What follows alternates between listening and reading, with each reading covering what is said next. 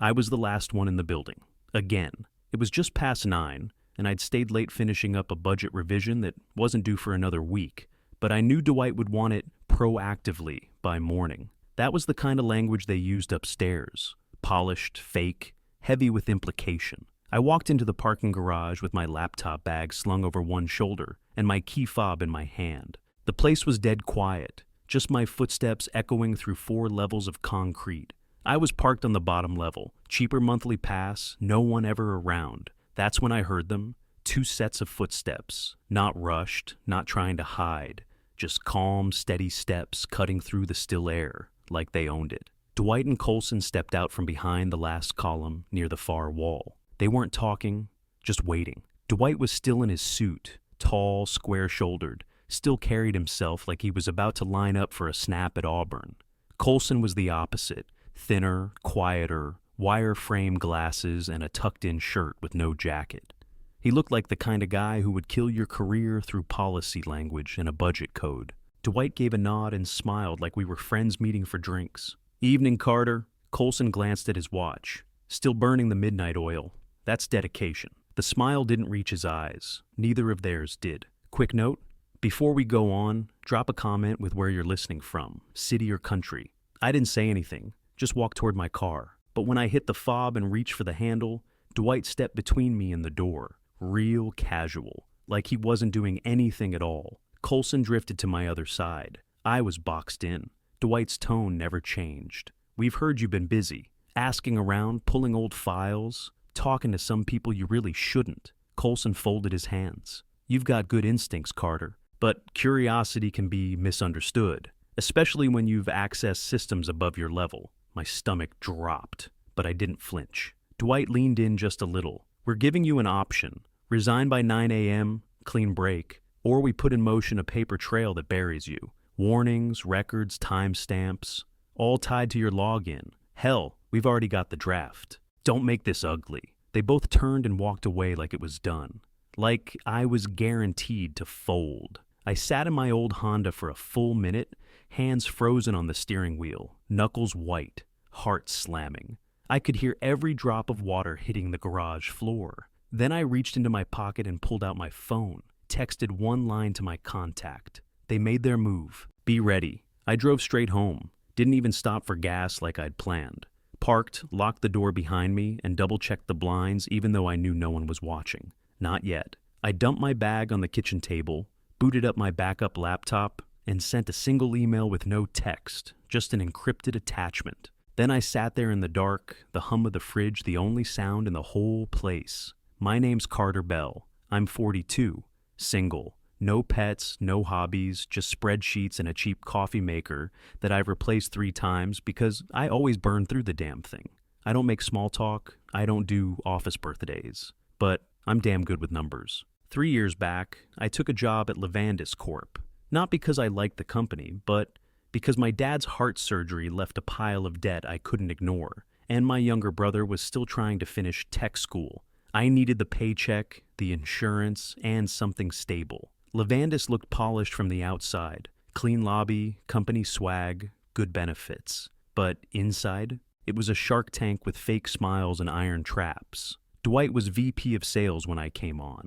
Big handshake, louder voice, sharp suit, always walking 10 steps ahead, like the hallway belonged to him. He played golf with board members, remembered birthdays, never forgot to compliment your shoes before screwing you over. Coulson was quieter, lean, bookish, an operations guy with 0 people skills and a clipboard mind. He had an MBA and a hollow stare, ran schedules and staff like parts on a factory floor. Together, they ran the place. Not on paper, but in reality. Every promotion, every policy, every win got funneled through their hands. The CEO, Madsen, didn't even see it. They were the 2 heads of the same snake. And if you didn't play along, you got squeezed out. 8 managers got forced out in my first year alone. 1 filed a complaint. She was gone within 2 weeks. The rest either quit or got performance managed into oblivion. I learned fast. Stay quiet, be accurate, deliver early. Let them take the credit. Never question their numbers, their math, their logic. Keep your head down, keep your badge active, collect your check, It worked, for a while, until Project Phoenix. That was the start of it. Some big push to optimize operational costs while investing in innovation. I was invited to join the task force. Big honor, I was told. Truth, it was a cleanup crew.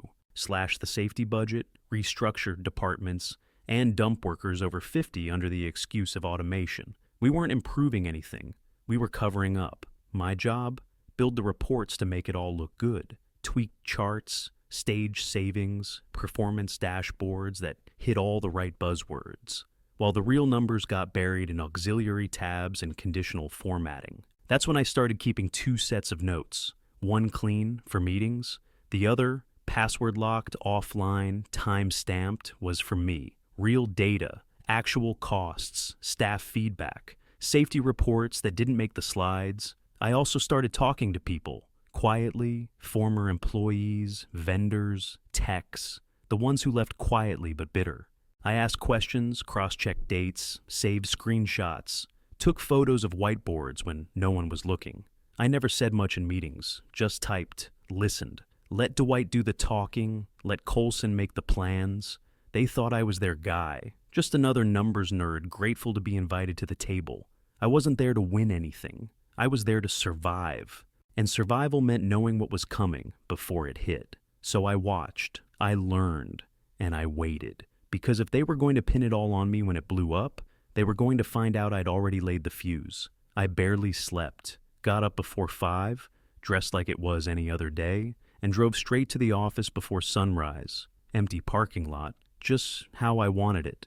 Ted was at the front desk, half asleep with a breakfast burrito in hand. I walked right up and said, "You owe me, man. Time to cash in." He blinked at me. "This about your tip from last week?" "Nope. This is bigger." I pulled a sealed envelope from my bag and slid it across the counter. "I need you to hand these to the boardroom, just before 7:30. No one opens them." He picked one up. "It's just your business card? That's the point." He nodded slowly. "You good, Carter? Ask me in an hour." I hit the elevator and went straight to the 13th floor. Left my own folder on the main table, right where the execs like to sit. No documents, no reports, just my name, sealed and waiting. Then I pulled out my phone and texted 5 people. Boardroom, 7:30, no questions. By 7:15, the floor buzzed louder than usual.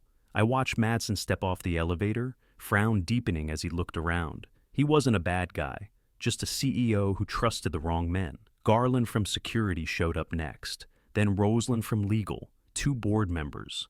They all got the same invite, all looked confused, all took a seat. Then Dwight strolled in like he owned the place. Coffee in hand, tie crisp, not a worry on his face. Coulson came in 5 minutes later, jaw tight, eyes darting. He already knew something was off. Nobody said a word. I stood at the front of the table and let the silence thicken. "You're probably wondering why we're here," I said. "So, let's skip the build-up."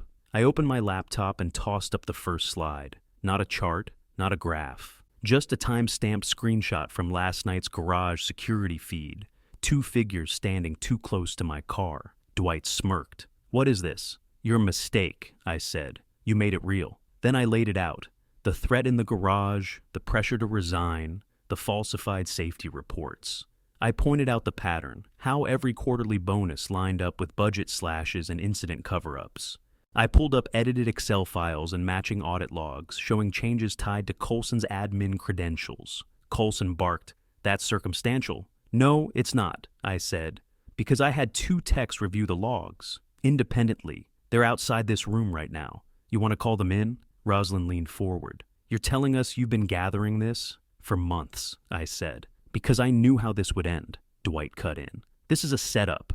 Carter's been unstable for a while now." "Really?" I said, flipping to the final slide. A LinkedIn job acceptance post from a competing firm, dated 3 weeks ago. "Congratulations, Dwight. Looks like you already knew you were leaving." His face finally dropped. Coulson's hands twitched in his lap. I turned to Coulson. "You didn't post yours, but your email scheduler was sloppy. I found 3 draft replies to recruiters. One from your personal Gmail, accidentally backed up to your desktop drive." Dead silence. "I'm not here for your jobs," I said. "I already accepted an offer. Better title, better pay, no corporate cancer." Madsen's jaw was locked. You're walking away? I just want one thing, I said, to make sure these two don't walk away clean. They were stunned. I'd bypassed them. I'd taken it all straight to the top.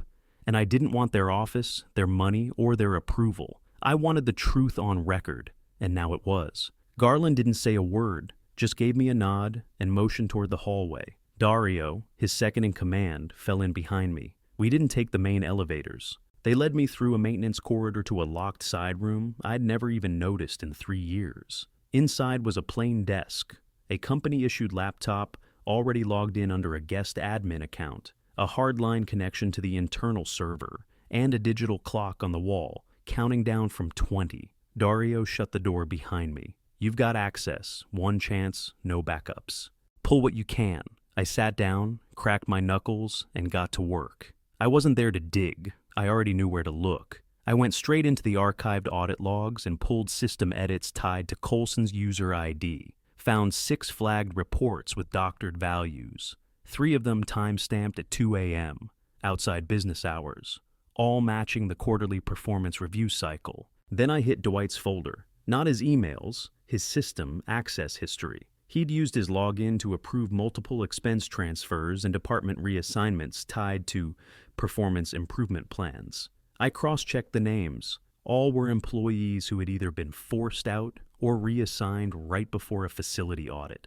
I exported every file, folder tree, log trail, and metadata sheet. No edits. No filters. Full dumps. I went deeper into deleted audit trails, missing staff entries, safety documentation that had been created, flagged internally, and then vanished. There was one safety inspection logged in the system under a name that no longer existed in HR. Ghost entries. Classic move. I pulled everything into a drive, encrypted it, and made a clean PDF summary just in case. Timer hit 1 minute. I ejected the drive and stood up. The lock clicked open on its own. Dario opened the door. You get it? He asked. Everything. As we walked toward the elevators, his radio crackled. Dwight's on the phone with outside counsel, someone said through the static. He's throwing around names, high-level ones. Dario didn't respond, just kept walking. I was told to wait in a small holding room on the legal floor. Beige walls, metal chairs, no windows. I sat there for 15 minutes, maybe 20. No clock, no phone. Just my own pulse ticking like a damn metronome in my ears. Then the knock came. Rosalind walked in first, unreadable as ever. Dark suit, hair tight, zero wasted movement. Dario followed behind, stone-faced. She didn't sit, just said, "Come with us." I stood. "What's going on?" "Coulson says you falsified system data," she replied flatly. "That you staged the evidence and manipulated archived files." I snorted. "That's not even technically possible without root access." She didn't blink. "Dwight's saying you've had disciplinary issues, emotional volatility, that you threatened him. Let me guess, no written records?" Dario shook his head. "None. Just their word." I followed them down the hall, heart hammering, adrenaline coming back in full waves. I didn't know if the board believed me or not, if any of this would stick, if I just lit my career on fire for nothing. But I kept walking, because whatever happened next, I wasn't crawling back. The conference room door clicked shut behind me. Long glass table, 12 leather chairs, too much air conditioning. Everyone was already seated. Madsen at the head, 2 board members to his left, Rosalind beside them. Garland stood at the wall, arms crossed. Dwight and Coulson were across the table from me. No one smiled. Dwight had a manila folder in front of him, neat and thick. Coulson had a laptop open, already clicking through slides. Rosalind motioned for me to sit. Dwight cleared his throat. "We've been reviewing internal data and, to our disappointment, discovered inconsistencies in safety protocols." Coulson jumped in, which we were already addressing through internal channels. Quietly. No need for panic or disruption. He clicked the trackpad, and a PDF filled the screen. Polished, charts, bullet points, labels in bold, like they'd been preparing this for weeks, but they hadn't. I knew it the second I saw the footer timestamp. "That file was created at 10:43 last night," I said. "The night after you cornered me in the garage." Madsen looked up. "Check the metadata," I added, pointing. "They weren't fixing anything. They're trying to cover their asses." Rosalind gave a slow nod. "I've already checked. Carter's right. The room shifted, postures straightened, a few glances exchanged. Dwight didn't miss a beat. Look, this whole thing's been blown out of proportion. I admit we were slow to act. But Carter's interpretation, don't, I said, cutting him off. This wasn't slowness. You told Tex to fake inspection reports. I've got their names, I've got emails, I've got file versions that don't match internal timestamps. Coulson looked to Madsen. He's twisting things. These were draft documents, exploratory models, not finalized reports. I turned to the board. You really think I could fake all this? You think I magically forged 3 months of backdated logs, created employee records for 2 people who no longer work here, and faked their testimonies? One of the board members, Diane, older, always quiet in meetings, leaned toward Madsen and whispered something. Garland stepped forward, voice loud and clear. This stops here. Everyone stays in the building until this is sorted. No external contact, no phones, no calls. That cracked it. Dwight's mouth opened, but nothing came out. His hand hovered over his phone like a lifeline just got yanked away. Coulson paled, just sat there blinking, like he'd been unplugged from his own plan. Madsen looked at them both. So, which one of you told Carter to resign or be framed? Silence. Rosalind folded her arms. You threatened an employee in a secure garage. You used internal access to falsify compliance logs. That's not just policy violation. That's criminal exposure. Dwight leaned forward, desperate smile creeping back. Carter's overplaying this. He's angry, clearly emotional. There's history. No, I snapped. There's documentation. Madsen's jaw tightened. I want everything. Today. Both of you. Full statements, access logs, all of it. I need to speak to legal, Coulson muttered. Legal's already here, Rosalind replied. That's when I knew. They weren't leading the room anymore. They were defending themselves in it. Madsen pulled me into his office right after the meeting, closed the door. No assistants, no legal, just the 2 of us and the sound of the HVAC kicking on overhead. He didn't sit, just stood by the window with his hands in his pockets. Why didn't you come to me sooner? He asked. I leaned against the wall. Would you have believed me over them? He turned slowly, didn't argue. They've been under internal review for a while. We had suspicions. Nothing solid until now. Yeah, I said. That's how it always goes. You wait for fire because smoke's not enough. He didn't flinch. I crossed my arms. Let me make this clear. I never had admin access. I couldn't alter the files if I wanted to. All those logs, those reports, they had to come from someone higher up. He nodded, slow and deliberate. We've confirmed that. Then he paused. Dwight said something odd this morning. Said you had an ink obsession. I stared at him. Did he? That mean anything to you? I shrugged. Not really, but it did. That was their tell. Ink meant my notebooks, handwritten logs, off the grid. They knew I kept records, physical ones. Probably heard from someone on the floor. Maybe they even tried to find them. Madsen exhaled through his nose and finally sat. He looked tired now, like the weight finally caught up to him. I didn't say anything. Let him sit with it. After that, it was nothing but waiting. They put me back in the side office. Different room, same walls, same chair, same silence. I watched shadows move on the floor as people passed by, the occasional raised voice down the hallway, the faint buzz of text alerts I wasn't getting. At one point, Garland brought me a bottle of water and left without a word. Time crawled. I thought maybe they were flipping the board, maybe spinning a new narrative. Angry employee, mental health concerns, fake evidence. I knew how these guys worked. When they couldn't beat you clean, they'd beat you bloody with rumors. But I stayed still, kept my phone off, kept my bag close, kept my head clear. A few hours later, the knock came again. Rosalind opened the door, Dario behind her, unreadable as always. Her voice was flat. They want you back in the main conference room. I stood. What changed? They brought in outside counsel, she said. And someone else. Who? You'll see. I didn't ask again. I grabbed my bag and followed. And this time, I knew we weren't talking about internal politics anymore. We were talking consequences. The second I stepped back into the conference room, I knew something had shifted. The tension wasn't just corporate. It was legal. Seated at the end of the table was someone I didn't recognize. Mid-40s, dark blazer, hair in a low twist, leather briefcase at her feet. Her badge sat in front of her like a warning sign. Mr. Bell, she said with a nod. I'm Assistant District Attorney Teresa Moore. I handle white-collar crimes for the state. Dwight's face twitched. Coulson gripped the edge of the table. She looked around the room. I'm here to inform you that a formal investigation has been opened regarding corporate fraud, falsified safety documentation, and data manipulation. We're beginning evidence collection immediately. Dwight scoffed. This isn't criminal. This is a civil dispute. Internal compliance at most. Teresa didn't blink. We have over 70 internal logs, multiple system trace reports, and witness statements, including former staff and independent contractors, indicating intentional deception and misuse of corporate authority for personal gain. Before anyone else could jump in, I reached into my bag, pulled out the small voice recorder, and placed it right in the center of the table. You forgot the recordings. Silence. Then chaos. Coulson shot to his feet. You recorded us? Are you insane? That's illegal. It's not, Teresa cut in, sharp and clean. Our state is a single-party consent jurisdiction, and when criminal activity is suspected, that evidence is admissible. Dwight leaned forward, voice rising. This is entrapment. It's personal. He's been building this vendetta for years. No, I said. I've been building a case. Teresa pulled out a legal pad. Let's go over what we have. Mr. Coulson, your admin account approved system alterations minutes before each inspection deadline. Mr.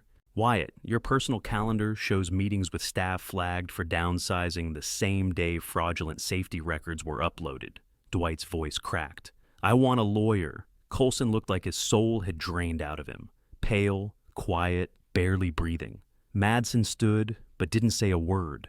Just stared at them like he was seeing them for the first time. Garland stepped forward. From this point forward, both of you are restricted from system access. Your badges are being locked. Phones and laptops, turn them in now. Coulson didn't move. Dwight pulled his phone out slow, jaw clenched tight. Rosalind spoke next. Until the DA completes her preliminary review, you are not to leave the premises without written approval from legal. Understood? No one answered.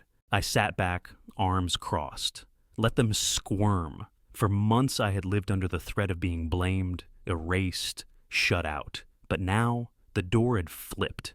I wasn't the one on trial anymore. They were. By mid-afternoon, the building felt hollow.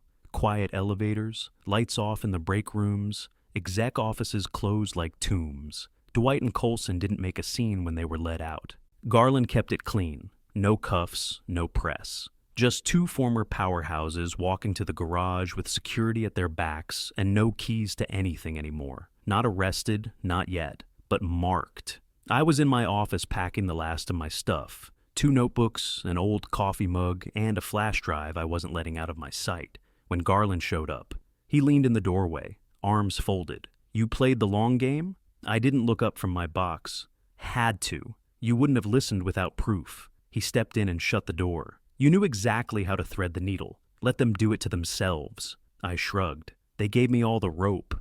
I just didn't cut it. He smiled, just barely. Board's asking what you want next. Coulson's job is open. No thanks. Why not? You already know the systems better than anyone. They'd trust you. That's the problem, I said.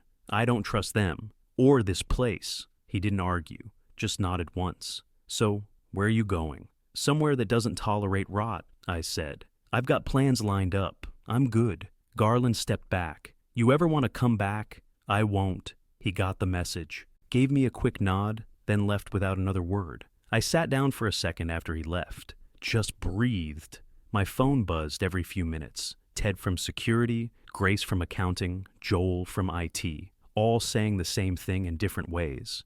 You actually did it. Word was already moving. Not because I shouted it. Because people were tired of pretending they didn't see what was happening. I just gave them the green light to admit it. It wasn't revenge. It wasn't a takedown. I didn't need to wreck them. All I did was let them wreck themselves. And that was enough. I was sitting in my kitchen, still in my work shirt, feet bare on the cold tile, when the call came through. Teresa didn't waste time. Both are lawyering up. I didn't say anything. Just let her talk. They've already started turning on each other. Coulson saying he followed Dwight's lead. Dwight saying he never touched the data. Classic. I could hear traffic behind her. She was probably still at the office. The good news? The case is strong. Logs, statements, system trails. Your recording sealed it. Trial? Unlikely. They'll settle. Keep it quiet. Might avoid prison, she said, but they're done in this industry. I leaned back in my chair and stared at the ceiling. For the first time in months, I exhaled fully. No weight on my chest, no fire in my stomach, just air, just silence. "Thanks for keeping me looped in," I said. "You built the map," she replied. "We just followed it." We hung up, and that was it. Revenge? Sure, a little. But it wasn't about that. It was about stopping two men from tearing through people like they were nothing. About making sure the next Carter Bell didn't have to watch good coworkers get ground up for bonuses someone else cashed. Safety mattered. People mattered. And if nobody else was going to say it out loud, I would. All it took was planning, patience, and a quiet network of people willing to stop looking the other way. You don't need to fight dirty when the truth's on your side. Just document everything. Wait.